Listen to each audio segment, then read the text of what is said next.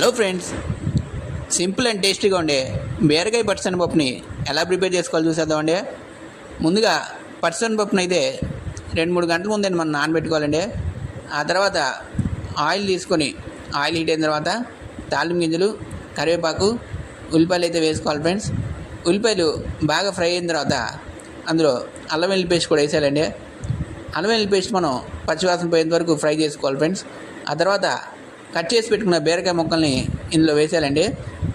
బీరకాయ ముక్కలు వేసిన తర్వాత నానబెట్టుకున్న పచ్చిశనగపప్పును కూడా వేసేయాలి ఫ్రెండ్స్. ఉప్పు, పసుపు కూడా వేసుకొని మనం అన్నీ కలిపి మిక్స్ చేసుకోవాలండి. అలా మనకి దగ్గర మీడియం ఫ్లేమ్లో 10 to 15 మినిట్స్ దాకా బీరకాయలను అయితే ఉడికించుకోవాలి ఫ్రెండ్స్. కొంచెం ఉడికాక మనకి కారం వేసుకొని కర్రీని అయితే ప్రిపేర్ చేసేసుకోవాలి ఫ్రెండ్స్. అంతేనండి, ఎంతో సింపుల్ అండ్ టేస్టీగా ఉండే బీరకాయ పచ్చిశనగపప్పు కర్రీ అయితే రెడీ అయిపోయింది ఫ్రెండ్స్. Thanks for watching.